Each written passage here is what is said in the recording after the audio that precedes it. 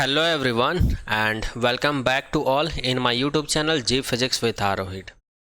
और आज का ये जो लेक्चर है क्लास 12 का चैप्टर 2 का 3rd नंबर का लेक्चर होने वाला है। और आज के इस लेक्चर में हम लोग बात करेंगे चैप्टर 2 के एक और नए टॉपिक के बारे में, जिसका नाम है 5th नंबर का टॉपिक है electric potential due to a system of charge. मतलब यहाँ पर हमको एक सिस्टम ऑफ चार्ज दिया गया है जिसके लिए हम लोग को इलेक्ट्रिक पोटेंशियल का वैल्यू निकालना है। इलेक्ट्रिक पोटेंशियल मतलब फिर से हम लोग को V का एक्सप्रेशन, V का एक फॉर्मूला डिराइव करना है। किसके लिए? सिस्टम ऑफ चार्ज के लिए।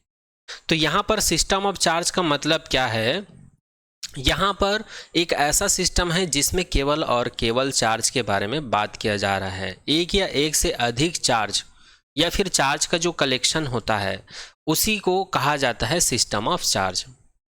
या फिर सिस्टम का मतलब होता है तंत्र या निकाय और चार्ज का मतलब होता है आवेश। तो यहाँ पर समझ में आ गया होगा आप लोग को कि सिस्टम ऑफ चार्ज क्या होता है। और यहाँ पर हमारा टारगेट क्या है? V का वैल्यू कैलकुलेट करना।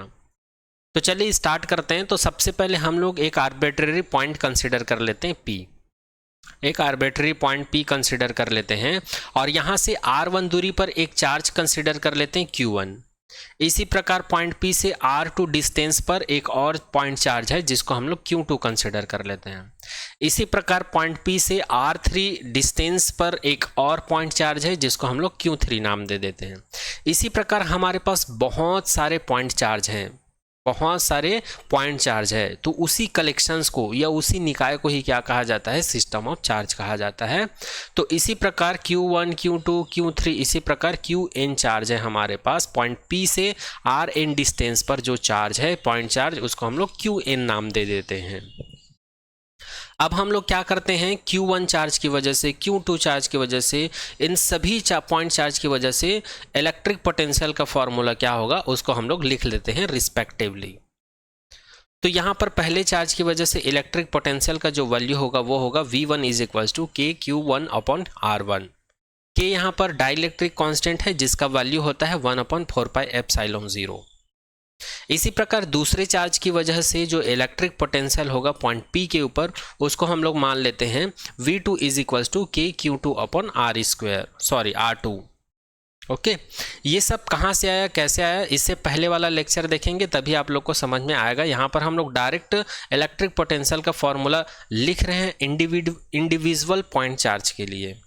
इसी प्रकार V3 के लिए, V4 के लिए इसी प्रकार लिखते जाएंगे। तो लास्ट में जो n पॉइंट चार्ज है उसके लिए इलेक्ट्रिक पोटेंशियल अगर हम लोग लिखें तो ये हो जाएगा Vn is equal to KQn/Rn। तो इस प्रकार हम लोगों ने सिस्टम ऑफ चार्ज में इंडिविजुअल पॉइंट चार्ज के लिए हम लोगों ने इलेक्ट्रिक पोटेंशियल का फॉर्मूला लिख लिए हैं। अब आगे हम लोग क्या करते हैं? अब पॉइंट P के ऊपर इन सभी चार्ज की वजह से जो टोटल इलेक्ट्रिक पोटेंशियल प्रोड्यूस होता है उसका वैल्यू क्या होगा? तो यहाँ पर लिखा हुआ है रिजल्टेंट, या फिर इसी को कहा जाता है net electric potential due to system of charge. इस सिस्टम ऑफ चार्ज में टोटल इलेक्ट्रिक पोटेंशियल या फिर उसी को रिजल्टेंट या फिर उसी को नेट इलेक्ट्रिक पोटेंशियल कहा जाता है। तो हम लोग क्या कर देते हैं? सभी इंडिविजुअल पॉइंट चार्ज की वजह से जो पोटेंशियल मिला है उन सभी को हम लोग क्या कर देते हैं? ऐड कर देते हैं। तो हम लोग को रिजल्टेंट इलेक्ट्रिक पोटेंशियल क्या मिल जाएगा? V is equal to V1 plus V2 plus V3 plus V4 ... Vn तक जाएगा ये। अब हम लोग क्या करते हैं? V1, V2, Vn सभी का वैल्यू यहाँ पर सब्स्टिट्यूट कर देते हैं। तब हम लोग को मिलेगा V is equal to KQ1/R1 plus KQ2/R2 plus ... plus KQn/Rn। यहाँ पर सभी टर्म्स में K कॉमन है, इसलिए K को कॉमन निकाल लेते हैं। तो अंदर हमारे पास बचेगा Q1/R1 plus Q2/R2 plus ... plus Qn/Rn। अब यहाँ पर ये जो Q1, Q2, Q3, Q4 ये n तक है और R भी R1, R2, R3, Rn है। तो इसको हम लोग समेशन फॉर्म में लिख लेते हैं। तो समेशन फॉर्म में लिखेंगे तो ये हो जाएगा summation I is equal to 1 से लेकर n QI/RI। यहाँ पर I के जगह पर 1, 2, 3, 4, 5, 6 ऐसे रखते जाएंगे कहाँ तक? n तक। तो फिर से हमको यही सीरीज मिल जाएगी। तो इसको शॉर्ट फॉर्म में हम लोग ऐसे लिख सकते हैं समेशन के फॉर्म में। तो इस प्रकार सिस्टम ऑफ चार्ज के लिए हम लोग को इलेक्ट्रिक पोटेंशियल का फॉर्मूला क्या मिल गया, V is equals to K summation I is equals to 1 to n QI upon RN। इसी को कहा जाता है electric potential due to system of charge. तो आई होप यहाँ पर सारा पॉइंट आप लोग को समझ में आया होगा। तो यहाँ पर ये टॉपिक कंप्लीट होता है। अब चलिए इस चैप्टर 2 के नेक्स्ट टॉपिक की ओर बढ़ते हैं, और इस चैप्टर का 6 नंबर का टॉपिक होने वाला है ये। तो चलिए इसको भी डिस्कस कर लेते हैं थोड़ा सा, है ना। तो 6 नंबर का टॉपिक क्या है यहाँ पर, electric potential due to a uniformly charged thin spherical cell. मतलब यहाँ पर हमको थिन स्फेरिकल सेल दिया हुआ है जिस पर हमको क्या निकालना है, इलेक्ट्रिक पोटेंशियल निकालना है। एक बार और रिपीट कर देता हूँ, थिन स्फेरिकल सेल दिया हुआ है जो कि यूनिफॉर्मली चार्ज्ड है। यहाँ पर यूनिफॉर्मली चार्ज्ड बोलने का मतलब है जो स्फेरिकल सेल है उसके ऊपर सेम डिस्टेंस में, इक्विलेटरल डिस्टेंस में एक पॉइंट चार्ज है, ठीक है, मतलब सीक्वेंसली अरेंज्ड है। तो उसी को कहा जाता है uniformly charge thin spherical cell. तो इसमें हम लोग को इलेक्ट्रिक पोटेंशियल निकालना है। तो सबसे पहले हम लोग केस 1 की बात करते हैं। यदि हमारा टेस्ट चार्ज या फिर आर्बिट्रेरी पॉइंट जो है सेल के बाहर हो, उसी को यहाँ पर लिखा हुआ है when point P lie outside. मतलब यहाँ पर सबसे पहले हम लोग कंसिडर कर लेते हैं ये येलो कलर का दिख रहा है, ये स्फेरिकल सेल है, और इसके बाहर ये जो ग्रीन कलर का जो स्फेयर दिख रहा है आप लोग को, उसको गॉसियन सरफेस कहते हैं। यहाँ पर जो स्फेरिकल सेल है इस पर पॉजिटिव चार्ज है इसके सरफेस पर, जो कि आप लोग देख पा रहे हैं रेड कलर में। और ये जो स्फेरिकल सेल है उसका रेडियस है कैपिटल R, इसके सेंटर में एक पॉजिटिव चार्ज है, एक पॉइंट O है। इसी प्रकार ये गॉसियन सरफेस जो इमेजिनरी होता है, ये हम लोग पहले ही देख चुके हैं फर्स्ट चैप्टर में।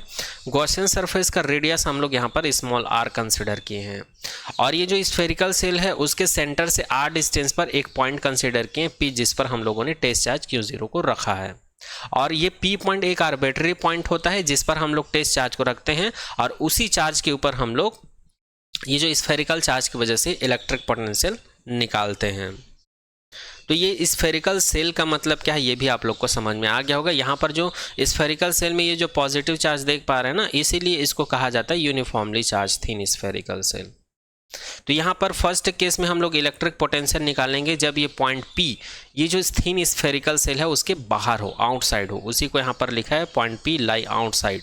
और यहाँ पर अगर हम लोग कंपेयर करें ये जो गॉसियन सरफेस का, अगर रेडियस का कंपैरिजन हम लोग स्फेरिकल सेल के रेडियस से करें तो R जो है, स्मॉल r जो है ग्रेटर देन होगा कैपिटल R से।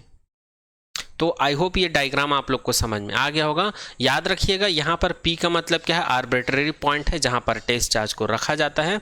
Q0 का मतलब है टेस्ट चार्ज, R का मतलब है radius of thin spherical shell, और स्मॉल r का मतलब है रेडियस ऑफ गॉसियन सरफेस बोल सकते हो, या फिर इसी को बोल सकते हो the distance between the point O and point P, ऐसा भी बोल सकते हो। और यहाँ पर प्लस Q है, एक सोर्स चार्ज है जो कि थिन स्फेरिकल सेल के सेंटर पर रखा हुआ है। तो ये सारा चीज़ आप लोग को समझ में आ गया होगा।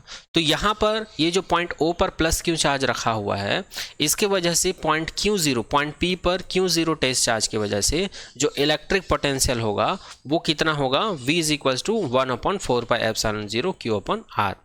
ऐसा क्यों? ऐसा इसलिए क्योंकि ऑलरेडी हम लोग देख चुके हैं पिछले लेक्चर में कि इलेक्ट्रिक पोटेंशियल क्या होता है, ये हमेशा चार्ज के और दो चार्ज के बीच के डिस्टेंस के रेशियो के इक्वल होता है, ये ऑलरेडी हम लोग को पता है। तो इस प्रकार से केस 1 में पॉइंट P के लिए जब पॉइंट P जो है स्फेरिकल सेल के आउटसाइड लाई करता है तो वहाँ पर इलेक्ट्रिक पोटेंशियल कितना मिलेगा, V is equal to 1/4πε0 Q/R मिलेगा। इसको दे देते हैं इक्वेशन नंबर 1। चलिए अब आगे बढ़ते हैं। अब हम लोग केस 2 की बात करते हैं। अब ये पॉइंट P को उठाकर हम लोग स्फेरिकल सेल के सरफेस पर ला देते हैं, जैसे कि यहाँ पर डायग्राम में दिखाया हुआ है। अब ये पॉइंट P कहाँ पर आ गया है, थिन स्फेरिकल सेल के सरफेस पर आ गया है, और रेडियस अभी भी R है, और यहाँ पर ये जो स्मॉल r है ये कैपिटल R के इक्वल हो जाएगा। इसी को यहाँ पर लिखा हुआ है when point P lie at the surface of spherical cell, मतलब small r is equals to capital R। और यहाँ पर ये गॉसियन सरफेस रहेगा ही और ये स्फेरिकल सेल है। अब पॉइंट P जो है सरफेस पर आ गया तो यहाँ पर गॉसियन सरफेस का रोल खत्म हो जाता है। तो इस सिचुएशंस में हमको जो है इलेक्ट्रिक पोटेंशियल कितना मिलेगा, बस स्मॉल r के जगह पर कैपिटल R सब्स्टिट्यूट करना इक्वेशन 1 में। इक्वेशन 1 में क्या करेंगे, ये जो स्मॉल r दिख रहा है उसके जगह पर कैपिटल R रखेंगे, फिर हम लोग को मिल जाएगा पॉइंट P यदि स्फेरिकल सरफेस के स्फेरिकल सेल के सरफेस पर अगर लाई करे तब उसका इलेक्ट्रिक पोटेंशियल क्या होगा, V is equals to 1/4πε0 Q/r होगा। इसको दे देते हैं इक्वेशन नंबर 2। तो आई होप ये पॉइंट भी आप लोग को समझ में आया होगा। चलिए आगे बात करते हैं केस थर्ड की। अब केस थर्ड में हम लोग क्या करेंगे, अब इस पॉइंट P को ये जो पॉइंट P है इसको हम लोग सरफेस से हटाकर अंदर ला देते हैं, थिन स्फेरिकल सेल के इनसाइड में ला देते हैं। उसी को यहाँ पर लिखा हुआ है when point P lie inside the spherical shell, और इस केस में ये जो स्मॉल r है लेस देन हो जाएगा compare to the capital R के। ओके, तो यहाँ पर अब ये गॉसियन सरफेस जो है कहाँ पर आ जाएगा, अंदर आ जाएगा। गॉसियन सरफेस जो है स्फेरिकल सेल के इनसाइड में आ जाएगा। और यहाँ पर ये वाइट कलर का देख पा रहे हैं, ये r है, स्मॉल r है, रेडियस ऑफ गॉसियन सरफेस, और यहाँ पर ये गॉसियन सरफेस पर ही एक पॉइंट है पॉइंट P जिस पर जो टेस्ट चार्ज है उसको रखा जाता है, और ये जो स्फेरिकल सेल है उसका रेडियस तो r रहेगा ही। और इस केस में अगर हम लोग स्मॉल r और कैपिटल R का कंपेयर करें तो स्मॉल r जो है लेस देन होगा कैपिटल R के कंपैरिजन में। ओके, तो अच्छा एक चीज़ और याद रखिएगा, यहाँ पर अगर हम लोग स्फेरिकल सेल के इनसाइड की बात करें, अगर हम लोग स्फेरिकल सेल के इनसाइड की बात करें तो वहाँ पर इलेक्ट्रिक फील्ड का वैल्यू क्या होगा, 0 होगा इनसाइड द स्फेरिकल सेल। ऐसा क्यों, क्योंकि ऑलरेडी हम लोग फर्स्ट चैप्टर में देख चुके हैं किसी भी कंडक्टर में, चाहे वो सॉलिड हो, चाहे स्फेयर हो, चाहे थिन स्फेरिकल सेल हो, जो इलेक्ट्रिक चार्ज है वो हमेशा कॉर्नर पर ही या एज पर ही सबसे ज़्यादा लाई करते हैं, इसलिए उसके इनसाइड या सेंटर पर इलेक्ट्रिक फील्ड को 0 कंसिडर किया जाता है। तो यहाँ पर भी थिन स्फेरिकल सेल के अंदर में यहाँ पर इलेक्ट्रिक फील्ड की अगर बात करें तो ये 0 होगा। चलिए आगे बात करते हैं। अब एक चीज़ रिलेशन है, ये रिलेशन आप लोग को याद रखना पड़ेगा। इस टॉपिक के जस्ट बाद हम लोग ये रिलेशन को प्रूफ करेंगे, तो अभी आप लोग बस याद रखिएगा इलेक्ट्रिक फील्ड और जो इलेक्ट्रिक पोटेंशियल है और डिस्टेंस है उस इन तीनों के बीच रिलेशन क्या होता है, तो वो रिलेशन होता है E is equals to dV/dr। dV/dr को लिखा जाता है डेल V/ डेल, ये डेल होगा, ये डेल होगा, सुधार लीजिएगा, डेल R होगा। यहाँ पर डेल V/डेल R का मतलब है इसी को ग्रेडियंट ऑफ इलेक्ट्रिक पोटेंशियल कहा जाता है, इसी को ग्रेडियंट ऑफ इलेक्ट्रिक पोटेंशियल कहा जाता है। यहाँ पर ग्रेडियंट का मतलब होता है कि इलेक्ट्रिक फील्ड का वैल्यू ज़्यादा होता है जब R का वैल्यू कम होता है, और E का वैल्यू कम होता है जब R का वैल्यू ज़्यादा होता है। मतलब डिस्टेंस का वैल्यू जैसे जैसे कम होता जाएगा दो चार्ज के बीच या दो प्लेट के बीच, तो उस सिचुएशंस में उन दोनों चार्ज के बीच या उन दोनों प्लेट के बीच इलेक्ट्रिक फील्ड का वैल्यू क्या होगा, इंक्रीज होगा। और जैसे जैसे उन दोनों चार्ज के बीच का डिस्टेंस अगर बढ़ेगा तो उनके बीच इलेक्ट्रिक फील्ड का वैल्यू क्या होगा, कम होगा। ये होता है ग्रेडियंट का मतलब। अब यहाँ पर स्फेरिकल सेल के अंदर में इलेक्ट्रिक फील्ड को हम लोग 0 कंसिडर कर चुके हैं, इसलिए इस एक्सप्रेशन को हम लोग dV/dr इज इक्वल्स टू 0 लिख सकते हैं। और जब हम लोग इसका इंटीग्रेशन करेंगे तो 0 का कोई इंटीग्रेशन नहीं होगा और यहाँ पर एक कांस्टेंट वैल्यू आ जाएगा, इसलिए v का वैल्यू क्या हो जाएगा, कांस्टेंट हो जाएगा इंटीग्रेशन करने पर। यह आप लोग को तभी समझ में आएगा जब आप लोग इंटीग्रेशन का कॉन्सेप्ट पढ़े रहे होंगे। और जिन लोग को इंटीग्रेशन डिफरेंशिएशन का कॉन्सेप्ट पता नहीं है, आप लोग प्लेलिस्ट में जाकर देखिए, मैथमेटिकल बैकग्राउंड फिजिक्स का पूरा लेक्चर सीरीज डल चुका है। ठीक है, तो इस प्रकार यहाँ पर इलेक्ट्रिक पोटेंशियल क्या हो गया जी, कांस्टेंट हो गया। जब इलेक्ट्रिक पोटेंशियल कांस्टेंट हो गया तो यहाँ पर थिन स्फेरिकल सेल के इनसाइड में अगर कोई पॉइंट P है या टेस्ट चार्ज Q 0 है तो वहाँ पर इलेक्ट्रिक पोटेंशियल का वैल्यू क्या होगा, वही होगा जो पहले था। पहले क्या था, सरफेस पर V is equals to 1/4πε0 Q/r। तो यही क्या हो जाएगा, inside the thin spherical cell किसी पॉइंट पर इलेक्ट्रिक पोटेंशियल का वैल्यू हो जाएगा, क्योंकि यहाँ पर इलेक्ट्रिक पोटेंशियल क्या होगा, कांस्टेंट होगा। कांस्टेंट मतलब V का वैल्यू चेंज नहीं होगा, इलेक्ट्रिक पोटेंशियल का वैल्यू चेंज नहीं होगा, वही रहेगा जो पहले था। और पहले क्या था, 1/4πε0 Q/r था। तो यही कहलाता है इलेक्ट्रिक पोटेंशियल। ठीक है, तो एक बार रिपीट कर लेते हैं। हम लोगों ने 6 नंबर के टॉपिक में electric potential due to a uniformly charged thin spherical के लिए इलेक्ट्रिक पोटेंशियल का डेरिवेशन देखने वाले थे। केस 1 में हम लोग को मिला v is equal to 1/4πε0 Q/r। केस 2 में हम लोग को मिला v is equal to 1/4πε0 Q/R। और केस 3 में भी हम लोग को क्या मिला, v is equal to 1/4πε0 Q/R, उतना ही मिला। ठीक है, अब आगे हम लोग क्या करेंगे, अब आगे हम लोग देखेंगे ग्राफ। किसके किसके बीच ग्राफ देखेंगे,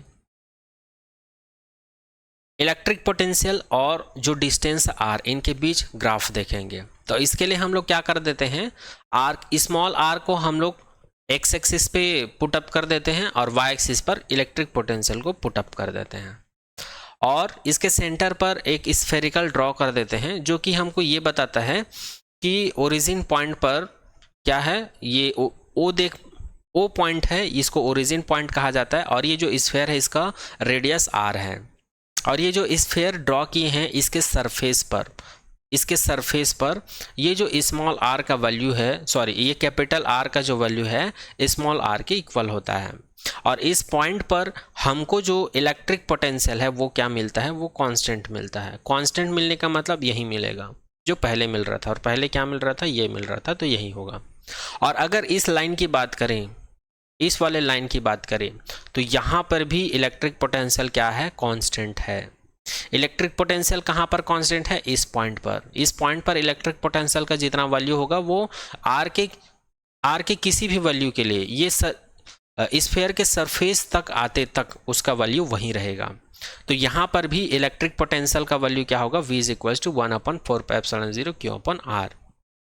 और अगर मैं इस वाले कर्व लाइन की बात करूं, यहाँ से यहाँ तक के कर्व लाइन की अगर मैं बात करूं, तो इसके लिए इलेक्ट्रिक पोटेंशियल क्या हो जाएगा, v is equal to 1/4πε0 Q/R।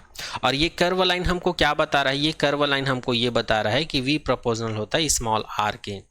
इसका मतलब ये स्मॉल r का वैल्यू जैसे जैसे बढ़ेगा v का वैल्यू वैसे वैसे डिक्रीज होगा। और आप लोग देख पा रहे हैं यहाँ पर r का वैल्यू क्या हो रहा है, इंक्रीज हो रहा है। r का वैल्यू क्या हो रहा है, इंक्रीज हो रहा है। पहले r का वैल्यू यहाँ था, उसके बाद r का वैल्यू यहाँ आ गया, उसके बाद r का वैल्यू यहाँ आ गया, तो r का वैल्यू इंक्रीज हो गया। लेकिन v का वैल्यू डिक्रीज हो रहा है। पहले v का वैल्यू यहाँ था, उसके बाद v का वैल्यू यहाँ आ गया, उसके बाद v का वैल्यू लगभग 0 के आसपास आ गया। ठीक है, तो ये रिलेशन जो है इसको सेटिस्फाइड करता है इस वाले कर्व को। तो इस प्रकार हम लोग इलेक्ट्रिक पोटेंशियल V और जो डिस्टेंस है R इनके बीच रिलेशंस देख सकते हैं। तीनों ही केस में देखने को मिल पा रहा है। ठीक है, अगर इस ग्राफ में किसी को कुछ डाउट है तो आप लोग कमेंट सेक्शन में कमेंट कर दीजिएगा।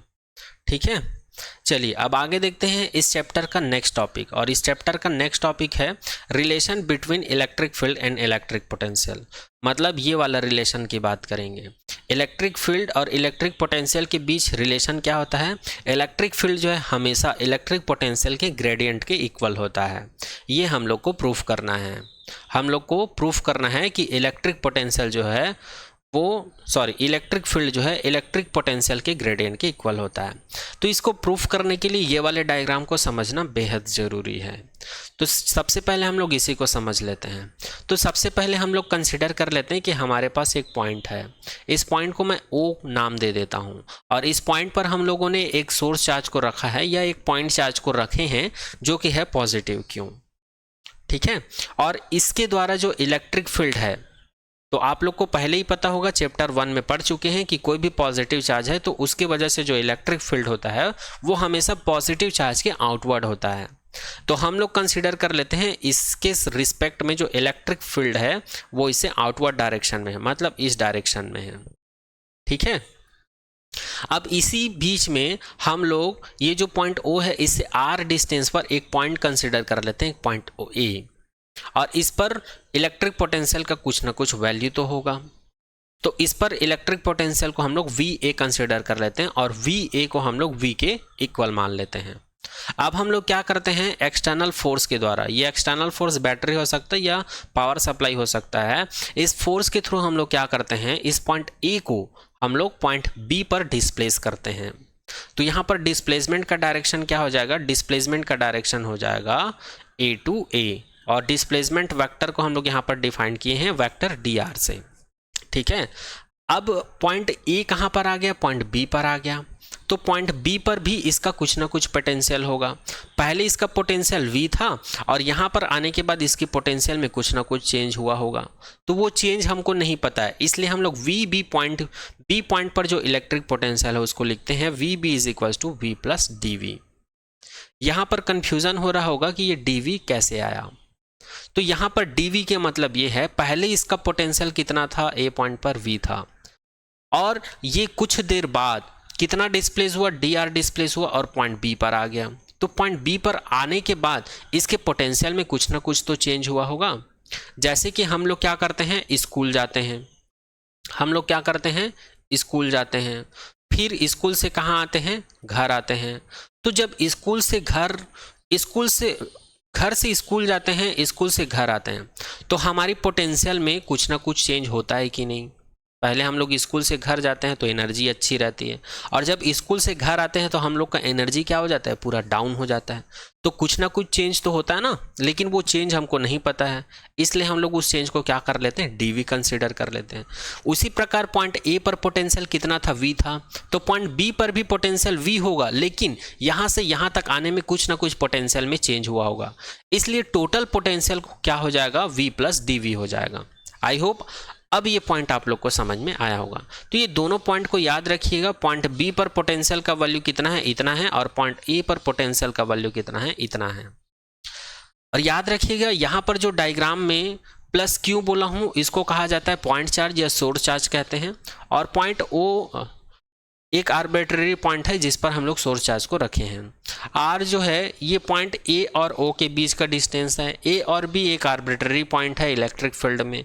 ई क्या है, इलेक्ट्रिक फील्ड है। वी क्या है, इलेक्ट्रिक पोटेंशियल है। डी वी क्या है, चेंज इन इलेक्ट्रिक पोटेंशियल है। डी वी क्या चीज़ है, change in electric potential. D R क्या है, ये डिस्प्लेसमेंट वेक्टर है, पॉइंट ए से पॉइंट बी तक डिस्प्लेसमेंट। और वी ए और वी बी की अगर मैं बात करूं तो वी ए है इलेक्ट्रिक पोटेंशियल 8 पॉइंट ए, और वी बी को कहा जाता है इलेक्ट्रिक पोटेंशियल 8 पॉइंट बी। एक बार और रिपीट कर देता हूं, यहां पर वी ए का मतलब क्या है, इलेक्ट्रिक पोटेंशियल 8 पॉइंट ए, और वी बी का मतलब क्या है, इलेक्ट्रिक पोटेंशियल 8 पॉइंट बी। चलिए अब आगे देखते हैं। आगे हम लोग को पता है इलेक्ट्रिक फील्ड का डेफिनेशन होता है एफ अपॉन क्यू जीरो। तो यहां से एफ को हम लोग क्या लिख सकते हैं, F is equals to Q zero E. अब यहाँ पर मैं माइनस लगा दिया हूँ, माइनस इसलिए लगाया हूँ क्योंकि यहाँ पर इलेक्ट्रिक फील्ड और ये जो फोर्स है इन दोनों के डायरेक्शंस की बात करें तो ये दोनों का डायरेक्शन क्या है, अपोजिट है, इसलिए यहाँ पर मैं माइनस लगा दिया हूँ। जैसे कि आप लोग इस फिगर में देख पा रहे हैं इलेक्ट्रिक फील्ड का डायरेक्शन क्या होता है, पॉजिटिव चार्ज से आउटवर्ड होता है, तो इस डायरेक्शन में है इलेक्ट्रिक फील्ड का डायरेक्शन।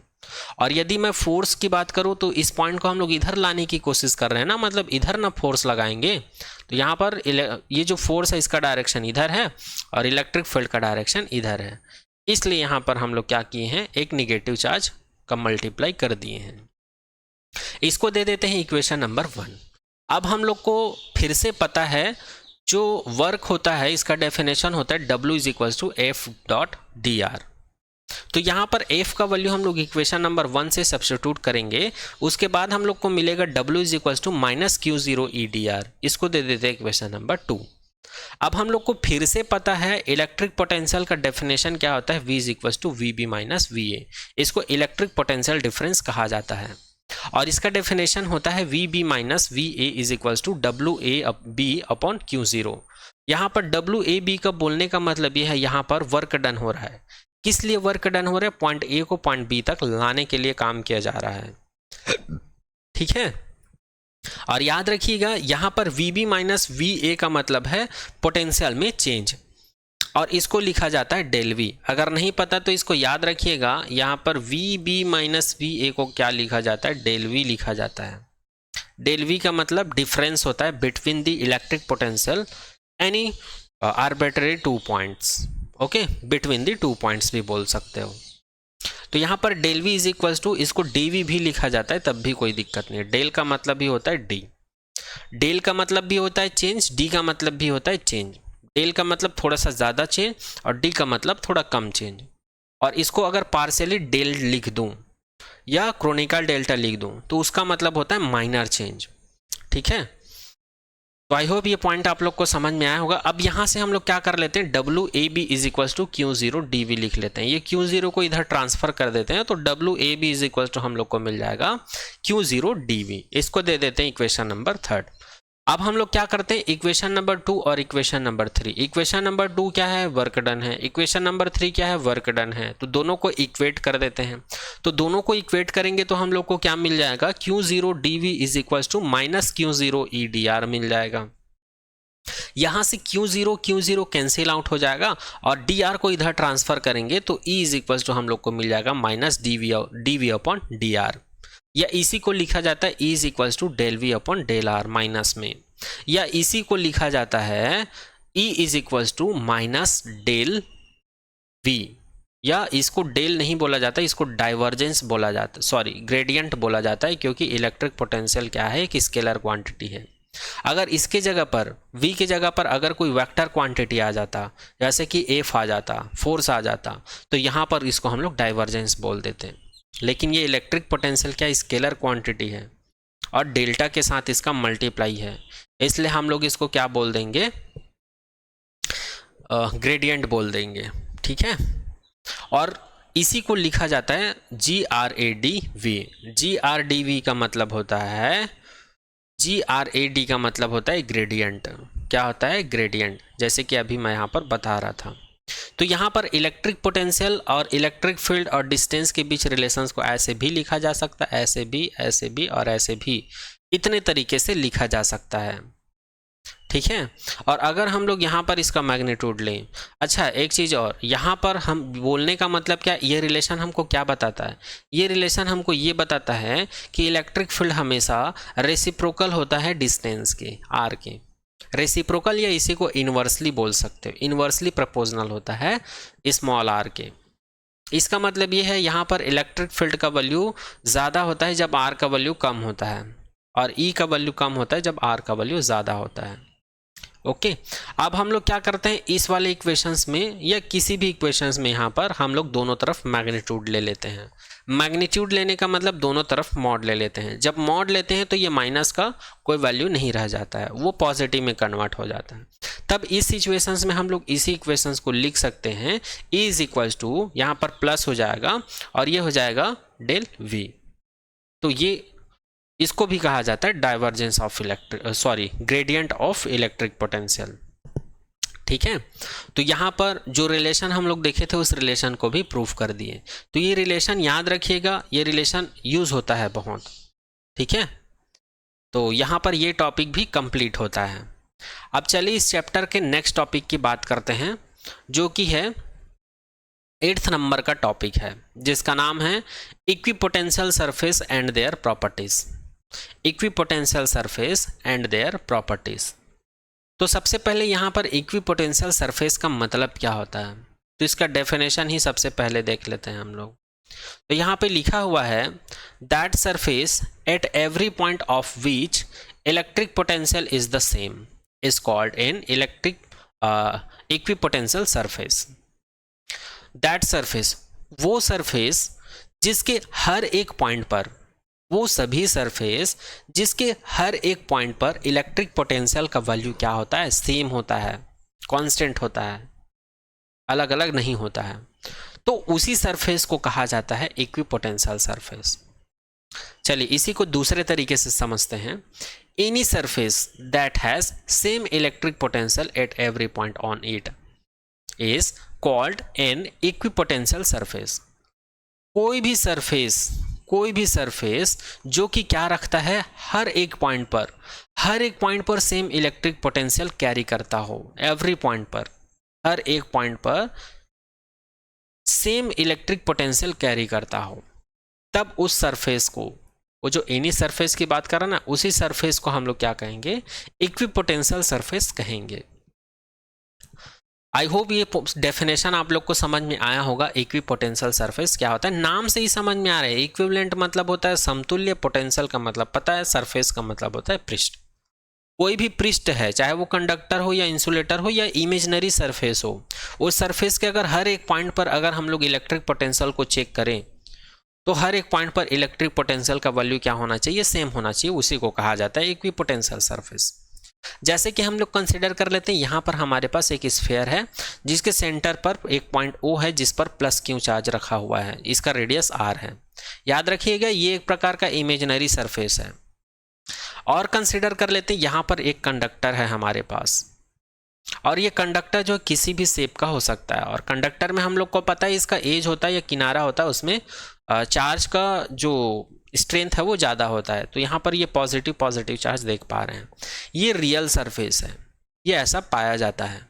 ठीक है, तो दोनों ही केस में अगर मैं इलेक्ट्रिक पोटेंशियल की बात करूं, दोनों ही केस में अगर मैं इलेक्ट्रिक पोटेंशियल की बात करूं तो वो क्या होगा, V is equal to 1/4πε0 Q/R होगा। तो इसी को कहा जाता है इक्विपोटेंशियल सरफेस। सॉरी, ये जो सरफेस है इसको कहा जाता है इक्विपोटेंशियल सरफेस, क्योंकि इसके लिए भी और इसके लिए भी हमको वही इलेक्ट्रिक पोटेंशियल मिल रहा है, सेम इलेक्ट्रिक पोटेंशियल मिल रहा है। अगर आप लोग बोलोगे सर इस पॉइंट पर बताइए कि इलेक्ट्रिक पोटेंशियल क्या होगा, सर इस पॉइंट पर बताइए इलेक्ट्रिक पोटेंशियल क्या होगा, तो याद रखिएगा A पॉइंट पर भी इलेक्ट्रिक पोटेंशियल उतना ही होगा और B पॉइंट पर भी उतना ही इलेक्ट्रिक पोटेंशियल होगा, और अगर यहाँ पर एक और पॉइंट ले लूँ C, तो यहाँ पर भी उतना ही इलेक्ट्रिक पोटेंशियल होगा। तो इस प्रकार से इस सरफेस को मैं क्या बोलूँगा, इक्विपोटेंशियल सरफेस कहूँगा। आई होप अब ये आप लोग को समझ में आया होगा कि इक्विपोटेंशियल सरफेस का मतलब क्या होता है। चलिए अब हम लोग इक्विपोटेंशियल सरफेस की कुछ प्रॉपर्टीज के बारे में बात कर लेते हैं, यहाँ से क्वेश्चन बनने का चांस रहता है। इक्विपोटेंशियल सरफेस का मतलब क्या, इसकी प्रॉपर्टीज क्या होती है उसको और डिटेल में समझ लेते हैं, यहाँ से और अच्छे से समझ में आएगा। ठीक है, चलिए तो यहाँ पर फर्स्ट प्रॉपर्टीज है इक्विपोटेंशियल सरफेस की। यहाँ पर फर्स्ट प्रॉपर्टीज है no work is done on moving test charge from one point to another point on equipotential surface. तो यहाँ पर यदि आपके पास कोई भी इक्विपोटेंशियल सरफेस है और वहाँ पर कोई टेस्ट चार्ज को रख देते हैं और उस टेस्ट चार्ज को एक पॉइंट से दूसरे पॉइंट तक हमको ले जाना है, तो उसको एक पॉइंट से दूसरे पॉइंट तक ले जाने के लिए हमको किसी भी प्रकार का काम नहीं करना पड़ता। फर्स्ट प्रॉपर्टी ये कहती है। एक बार और ध्यान से सुनिएगा, जैसे कि यहाँ पर ये एक इक्विपोटेंशियल सरफेस है, ये आप लोग देख पा रहे हैं, ये एक इक्विपोटेंशियल सरफेस है, ABCD नाम दे देता हूँ इसको मैं। तो इस इक्विपोटेंशियल में मैं कंसिडर कर लेता हूँ ये एक पॉइंट है A जिस पर Q0 चार्ज रखा हुआ है, Q0 मतलब टेस्ट चार्ज रखा हुआ है। अब इस इक्विपोटेंशियल सरफेस में पॉइंट A से पॉइंट B पर लाना चाहता हूँ मैं इस टेस्ट चार्ज को यहाँ तक लाना चाहता हूँ। मतलब यहाँ तक लाऊंगा तो मुझे क्या मिलेगा, डिस्प्लेसमेंट वेक्टर dr मिलेगा, और यहाँ से यहाँ तक लाने के लिए कुछ ना कुछ काम करना पड़ेगा WAB। तो यहाँ पर WAB का वैल्यू क्या होता है, 0 होता है। इक्विपोटेंशियल में हमको किसी भी प्रकार का वर्क नहीं करना पड़ता, ये बोलना चाह रहा है ये फर्स्ट पॉइंट। अब ये कैसे पॉसिबल है सर, तो चलिए इसको मैं प्रूफ करके बता देता हूँ।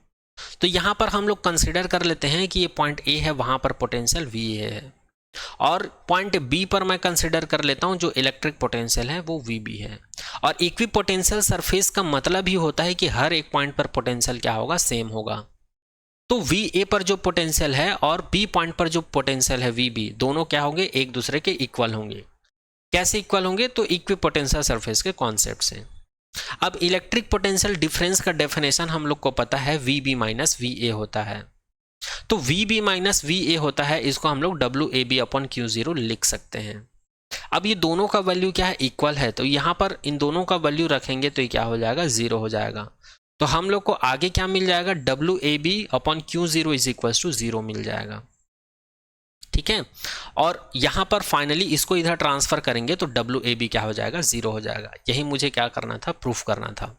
इस प्रकार से प्रूफ हो गया कि किसी भी इक्विपोटेंशियल सरफेस में हमको कोई भी कार्य नहीं करना पड़ता। ठीक है, किसी भी टेस्ट चार्ज को एक पॉइंट से दूसरे पॉइंट तक ले जाने के लिए। तो आई होप फर्स्ट प्रॉपर्टी आप सभी को समझ में आया होगा। अब चलिए नेक्स्ट प्रॉपर्टीज की बात करते हैं। तो यहाँ पर नेक्स्ट प्रॉपर्टी बोलता है electric field is always normal to the equipotential surface at every point। अगर मैं किसी इक्वी पोटेंशियल सरफेस में इलेक्ट्रिक फील्ड की बात करूं तो वो हमेशा क्या होते हैं, परपेंडिकुलर होता है इक्वी पोटेंशियल सरफेस के। जैसे कि एक इक्वी पोटेंशियल सरफेस है तो इसका इलेक्ट्रिक फील्ड इस पॉइंट पर देखूं चाहे इस पॉइंट पर देखूं, सभी पॉइंट पर इलेक्ट्रिक फील्ड का डायरेक्शन जो है क्या होता है, इसके परपेंडिकुलर होता है, मतलब 90 डिग्री होता है। मतलब थीटा इज इक्वल्स टू क्या होता है, हमेशा 90 डिग्री होता है। और ये थीटा किसके किसके बीच का एंगल है जी, ये थीटा जो है इक्वी पोटेंशियल सरफेस और इलेक्ट्रिक फील्ड के बीच का एंगल है। ठीक है, अब आप लोग बोलोगे ये कैसे पॉसिबल है सर, तो चलिए इसको भी प्रूफ करके देखते हैं। तो मैं कंसीडर कर लेता हूँ पॉइंट ए पर इलेक्ट्रिक पोटेंशियल क्या है, VA है, पॉइंट बी पर इलेक्ट्रिक पोटेंशियल क्या है, VB है। अब हम लोग को वर्क डन का डेफिनेशन पता है, WAB is equals to vector F dot DR होता है। और इस वेक्टर फॉर्म को अगर स्केलर फॉर्म में लिखें तो ये हो जाएगा FDR cos थीटा हो जाएगा। ठीक है, अब हमको एक और चीज पता है, इलेक्ट्रिक फील्ड का डेफिनेशन होता है E is equals to F upon Q0 होता है। तो यहाँ पर Q0 क्या होता है, एक यूनिट चार्ज होता है, बहुत ही छोटा वैल्यू होता है, स्मॉल वैल्यू होता है, इसलिए Q0 को हम लोग 1 कूलम कंसिडर कर लेते हैं। तो इस सिचुएशंस में E का वैल्यू F के इक्वल हो जाएगा। तो यहाँ पर F के जगह पर मैं क्या कर देता हूँ, E सब्स्टिट्यूट कर देता हूँ। तो मुझे वर्क डन क्या मिल जाएगा, WAB is equals to EDR cos theta मिल जाएगा, EDR cos थीटा मिल जाएगा। अब यहाँ पर कौन से सरफेस की बात हो रही, इक्वी पोटेंशियल सरफेस की बात हो रही। तो इस केस में ऑलरेडी हम लोग को पता है वर्क डन क्या होता है, 0 होता है, इसलिए वर्क डन को मैं क्या कर दूंगा, 0 कर दूंगा। अब इस वाले वैल्यू को मैं यहाँ पर लाकर सब्स्टिट्यूट कर दूंगा तो मुझे मिल जाएगा EDR cos theta is equal to 0। E और DR को मैं इधर ट्रांसफर कर दूंगा तो मुझे मिल जाएगा cos theta is equal to 0। अब हम लोग को पता है 0 किसका वैल्यू होता है, cos 90 का वैल्यू 0 होता है, इसलिए cos थीटा को मैं क्या लिख दूंगा, cos 90 के इक्वल लिख दूंगा। तो यहाँ पर cos कैंसिल आउट हो जाएगा, मुझे थीटा का वैल्यू क्या मिल जाएगा, 90 मिल जाएगा। तो यहाँ पर हम लोग बोल सकते हैं थीटा का वैल्यू क्या होता है, 90 होता है। तो ये भी प्रूफ हो गया। ठीक है, तो इस प्रकार से सेकेंड प्रॉपर्टीज भी कंप्लीट होता है इक्विपोटेंशियल सरफेस का। अब हम लोग बात करेंगे थर्ड प्रॉपर्टीज की। तो थर्ड प्रॉपर्टी क्या कहते हैं, इसको भी देख लेते हैं। Equipotential surface are closer together in the region of strong field and further apart in the region of weak field. इसका मतलब ये है इक्विपोटेंशियल सरफेस एक दूसरे के पास पास में रहता है, और ये जब एक दूसरे से पास में होता है तो वहाँ पर हमको एक स्ट्रॉन्ग इलेक्ट्रिक फील्ड मिलता है, और जब ये दूर दूर रहते हैं तो वहाँ पर हमको क्या मिलता है, वीक इलेक्ट्रिक फील्ड देखने को मिलता है। एक बार और बोल रहा हूँ, ध्यान से सुनिए। इक्विपोटेंशियल सरफेस, ये सरफेस जब एक दूसरे के पास पास में रहते हैं, एक दूसरे के पास पास में रहते हैं बोलने का मतलब है जब R का वैल्यू कम होता है तो वहाँ पर इलेक्ट्रिक फील्ड क्या होता है, स्ट्रॉन्ग होता है, मतलब इलेक्ट्रिक फील्ड क्या होता है, ज़्यादा होता है बोल रहे हैं। दूसरी चीज़, further apart in the region, मतलब जब ये इक्विपोटेंशियल सरफेस क्या होते हैं, दूर दूर हो जाते हैं। दूर दूर होने का मतलब अब यहाँ पर R का वैल्यू बढ़ जाएगा और इलेक्ट्रिक फील्ड का वैल्यू क्या हो जाता है, वीक हो जाता है बोल रहे हैं, मतलब E का वैल्यू कम हो जाएगा। ये बोल रहा है थर्ड वाला जो प्रॉपर्टीज है। तो यहाँ से ये कौन से रिलेशंस को सेटिस्फाइड कर रहा है, इसी रिलेशन को सेटिस्फाइड कर रहा है जो अभी कुछ देर पहले हम लोग देखे थे। ठीक है, ये रिलेशन क्या बोलता है, E proportional to inversely proportional to 1/R। तो E का वैल्यू ज़्यादा मतलब R का वैल्यू कम, E का वैल्यू कम मतलब R का वैल्यू ज़्यादा, यही रिलेशन तो है। तो इसी को कहा जाता है third property of equipotential surface. इसको आप लोग ऐसे समझ सकते हो, मैं मान लेता हूँ ये A प्लेट है, ये B प्लेट है, ये C। ये प्लेट बोलने का मतलब ये सरफेस है, ये इक्विपोटेंशियल सरफेस है तीनों, और तीनों के बीच के अगर डिस्टेंस की बात करें तो डिस्टेंस सेम सेम है, ये बहुत छोटा वैल्यू है, तीनों ही पास पास में हैं। तो इस सिचुएशंस में हमको इलेक्ट्रिक फील्ड कैसा मिलता है, स्ट्रॉन्ग मिलता है, या यूनिफॉर्म इलेक्ट्रिक फील्ड मिलता है। और यहीं अगर मैं R के वैल्यू को बढ़ा दूँ, अब देखो इन दोनों के बीच के डिस्टेंस को बढ़ा दिया हूँ और ये दोनों पास पास में हैं, तो इस सिचुएशंस में हमको क्या मिलता है, ये जो इलेक्ट्रिक फील्ड मिलेगा ये वीक फील्ड मिलेगा या नॉन यूनिफॉर्म मिलेगा। नॉन यूनिफॉर्म मतलब यहाँ पर इलेक्ट्रिक फील्ड का वैल्यू कम होगा, यहाँ पर इलेक्ट्रिक फील्ड का वैल्यू क्या होगा, ज़्यादा होगा। ठीक है, तो कम ज़्यादा ऐसा मिल सकता है, जिसको हम लोग वीक फील्ड या नॉन यूनिफॉर्म फील्ड बोल सकते हैं। तो आई होप ये इक्विपोटेंशियल सरफेस का थर्ड प्रॉपर्टीज भी आप लोग को समझ में आया होगा। चलिए अब फोर्थ प्रॉपर्टीज की बात करते हैं। तो फोर्थ प्रॉपर्टीज क्या बोलता है, इसको एक बार रीड कर लेते हैं। No two equipotential surface, no two equipotential surface can intersect each other. अच्छा याद रखिएगा, इंपॉर्टेंट है, कोई भी इक्विपोटेंशियल सरफेस, दो इक्विपोटेंशियल सरफेस एक दूसरे को कभी नहीं काटते या कभी इंटरसेक्ट नहीं करते हैं। इसका रीज़न क्या है? तो इसका रीज़न यहाँ पर लिखा हुआ है, यदि ये दोनों एक दूसरे को इंटरसेक्ट करेंगे तब क्या होगा, तब इलेक्ट्रिक पोटेंशियल का वैल्यू क्या होगा, दो वैल्यू हो जाएगा एक ही पॉइंट पर, जो कि इम्पॉसिबल है। एक बार और बोल रहा हूँ, ध्यान से सुनिएगा, कोई भी दो इक्विपोटेंशियल सरफेस, कोई भी दो इक्विपोटेंशियल सरफेस एक दूसरे को इंटरसेक्ट नहीं करते या नहीं कर सकते। इसका रीज़न ये है, अगर ये दोनों एक दूसरे को इंटरसेक्ट करते हैं तो एक ही पॉइंट पर इलेक्ट्रिक पोटेंशियल का दो वैल्यू हो जाएगा, जो कि इम्पॉसिबल है। एक ही पॉइंट पर इलेक्ट्रिक पोटेंशियल का वैल्यू केवल एक ही पॉसिबल है, दो वैल्यू नहीं पॉसिबल है। ठीक है, दो वैल्यू पॉसिबल नहीं है। जिस प्रकार से एक कमरे में एक इंसान एक स्थान पर खड़े हो सकता है, दो स्थान पर खड़े नहीं हो सकता है। ठीक है, कोई इंसान जो है एक ही कमरे में दो पॉइंट पर खड़े हो सकता है क्या? नहीं हो सकता ना। उसी प्रकार इलेक्ट्रिक पोटेंशियल का एक ही पॉइंट पर दो वैल्यू नहीं हो सकता है। ठीक है, अब यहाँ पर मैं इंसान की बात किया हूँ, कोई चमत्कारी बाबा के बारे में बात नहीं किया हूँ मैं, है ना। तो ध्यान से सुनिएगा इसको। तो यहाँ पर फोर्थ प्रॉपर्टी भी आप लोग को समझ में आया होगा। तो ये जो फोर प्रॉपर्टीज़ है इक्विपोटेंशियल सरफेस का, इसको याद रखिएगा। ठीक है, तो ये पॉइंट भी यहाँ पर कंप्लीट होता है। अब आगे हम लोग बात करेंगे इक्विपोटेंशियल सरफेस, जो भिन्न भिन्न टाइप के बहुत सारे जो चार्ज सिस्टम होते हैं। अब ये चार्ज सिस्टम क्या है, जिसमें केवल चार्ज के बारे में बात किया जाता है। वहाँ पर पॉजिटिव चार्ज भी हो सकता है, नेगेटिव चार्ज भी हो सकता है, पॉजिटिव चार्ज भी हो सकता है, नेगेटिव चार्ज भी हो सकता है। तो ये सभी क्या कहलाते हैं, चार्ज सिस्टम कहलाते हैं। तो अलग अलग वेरियस टाइप के चार्ज सिस्टम के लिए जो इक्विपोटेंशियल सरफेस है उसका वैल्यू क्या होगा, उस चीज़ को देखेंगे। तो यहाँ पर इक्विपोटेंशियल सरफेस के अंदर में नेक्स्ट पॉइंट है equipotential surface for various charge system.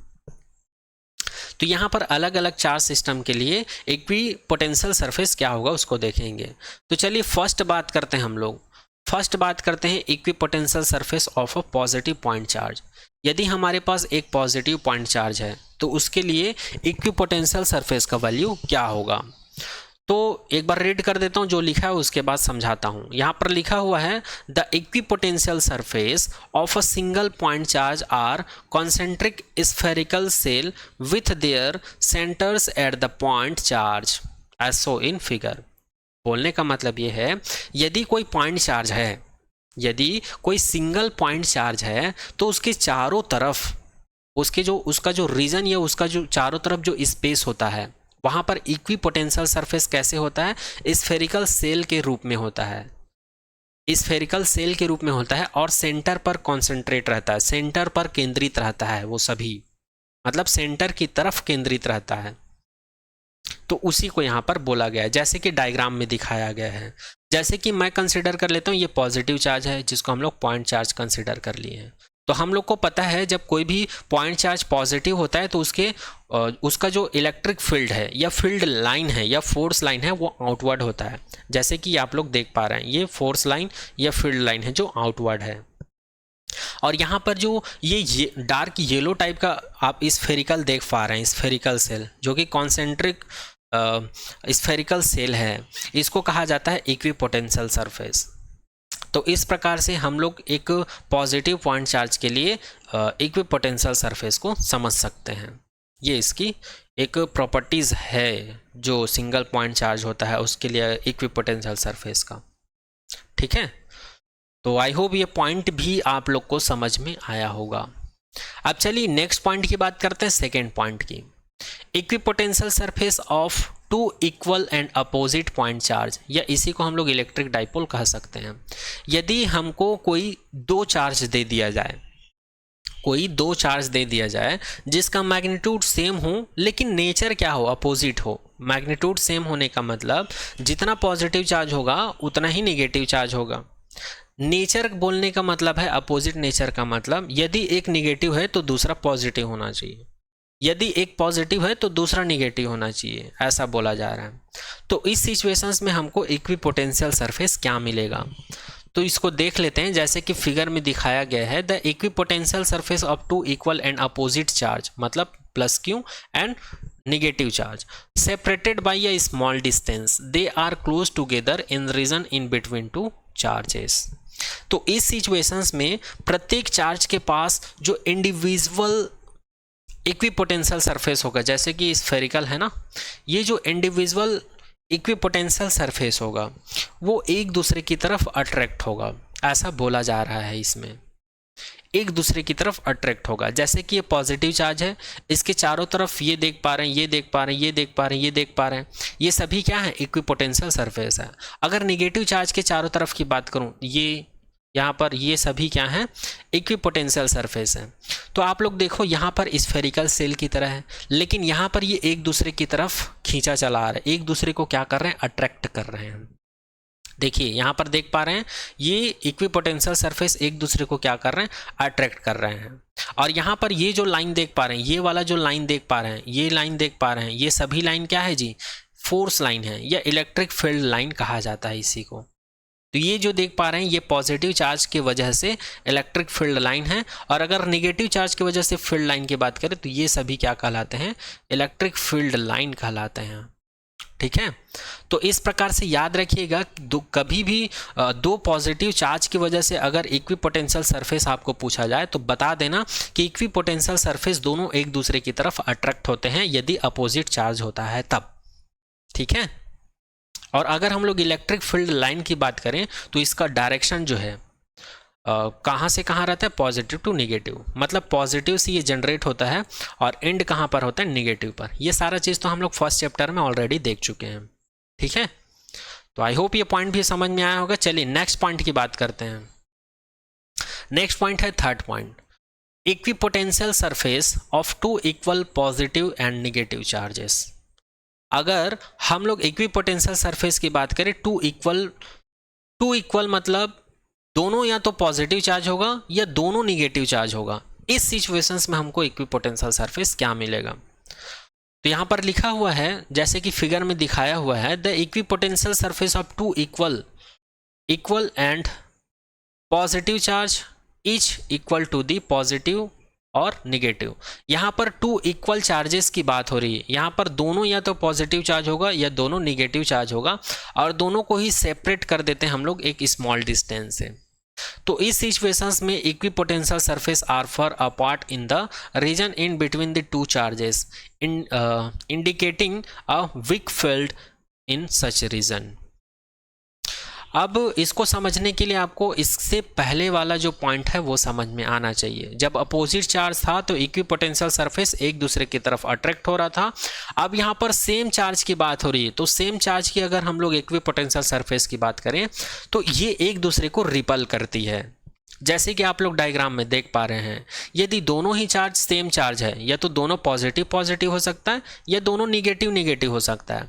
अगर दोनों पॉजिटिव पॉजिटिव हैं तब भी ये इक्विपोटेंशियल सरफेस एक दूसरे को क्या करेंगे, रिपल करेंगे, और हमको इन दोनों के बीच में एक वीक फील्ड मिलेगा। यहाँ पर हम लोग को क्या मिलेगा, वीक फील्ड मिलेगा। ये वीक फील्ड है, इसी के बारे में यहाँ पर बात किया जा रहा है, यहाँ पर लिखा हुआ है। और अगर दोनों निगेटिव चार्ज है तब भी यहाँ पर इक्विपोटेंशियल सरफेस क्या होगा, रिपल होगा, मतलब दूर जाएगा, एक दूसरे से दूर हटने की कोशिश करेगा, और यहाँ पर भी हमको क्या मिलेगा, एक वीक फील्ड मिलेगा। और यहाँ पर ये जो डायरेक्शन देख पा रहे हैं, ये वाला जो डायरेक्शन देख पा रहे हैं, ये पॉजिटिव चार्ज है, तो पॉजिटिव चार्ज में आउटवर्ड तरफ होती है इलेक्ट्रिक फील्ड का डायरेक्शन।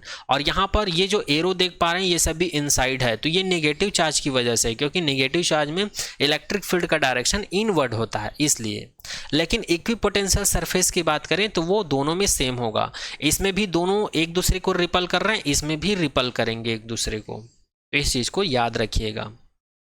ठीक है, तो आई होप ये थर्ड पॉइंट भी आप लोग को समझ में आया होगा। थर्ड पॉइंट को एक बार और रिपीट कर देता हूँ।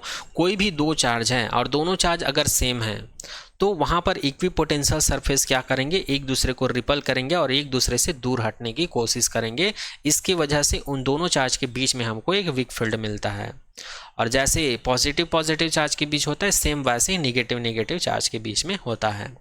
चलिए नेक्स्ट पॉइंट की बात करते हैं, fourth point, equipotential surface for a uniform electric field.